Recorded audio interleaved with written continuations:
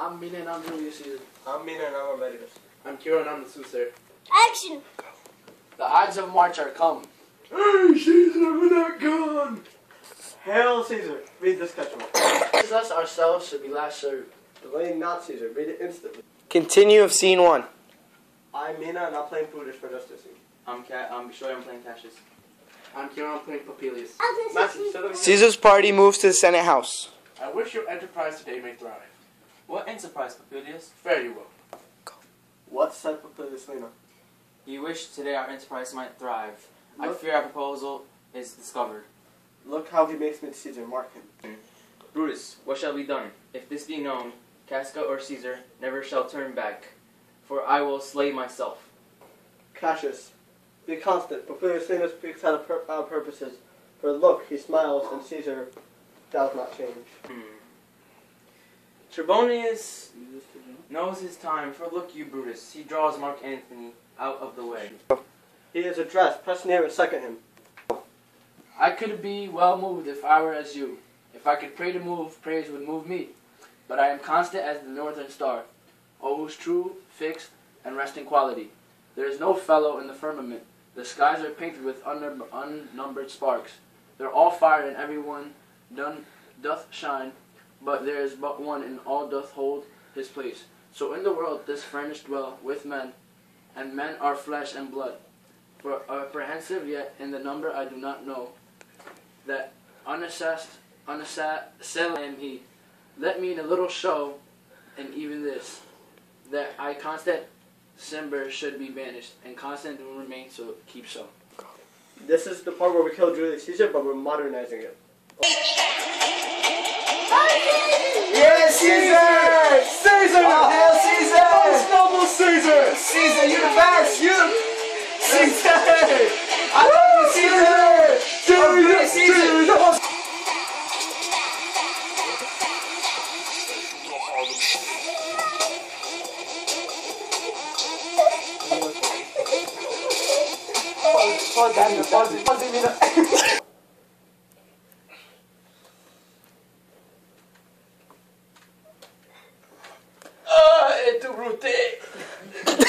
Why he that cuts off 20 years of life, cuts off so many years of fearing death.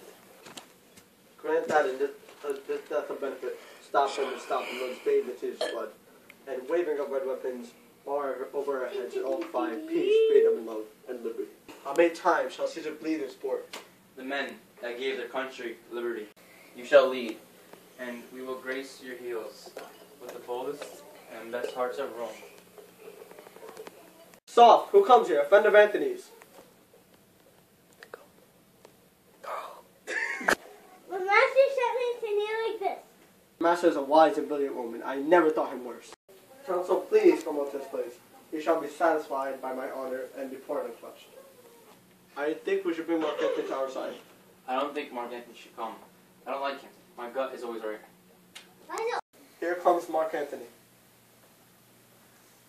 Welcome, Marc Antony. Oh, mighty Caesar! Dost thou lie so low? Fellow gentlemen, who else you intend to kill? Who else you consider corrupt? I do not know. Oh, Antony, do not beg us to kill you. Though we seem bloody and cruel right now with our bloody hands and its deed we've done, you've only seen our hands as bloody business. You haven't locked into our hearts. They are full of pity for our Caesar, but a strong pity for the wrongs committed against Rome. Drive out our pity for Caesar as fire drives out fire, so we kill them. For our love to him is great, and we love you too. We welcome you, Marc Antony. We welcome you as we welcome Caesar before his ambition. We welcome you with love, kindness, and reverence. Your vote is as strong as the government. Without that proof that we've been savage action, our reasons are so well considered that even if you were Marc Antony, if you were Caesar's son, you would have been satisfied with them. That's all I want, is to carry his body to the marketplace and give him a proper funeral. You may, Marc Antony. Brutus, can I have a word with you? You may. Brutus, I don't think Marc Antony should speak at the funeral. He will sway the crowd. Don't worry. I will speak first with your permission, and I will protest against everything that Marc Antony says. We will have the crowd on our side. Do not worry about it. I fear the outcome. I don't like this plan. Mark Antony, you will take Caesar's body to a funeral. You will take it and you will put everything up. You will say all that you want with your permission. You will speak after I do. So be it. That's all I want. Prepare the body and follow us. Act 3, Scene 2, I'm playing Brutus. I'm playing Mark Antony. I'm playing Cassius. We want answers. Give us answers. We want answers. Give us We answers. want answers. Give us answers. Answers. Listen to my speech. We'll listen to you, Brutus. Well, Please say your speech. Be patient until I finish, Romans, countrymen, and friends. Listen to my reason to be silent so that you can hear me. Believe on my honor. Keep my honor in mind so you believe me. Be wise when you criticize me, and keep your minds alert so you can judge me fairly.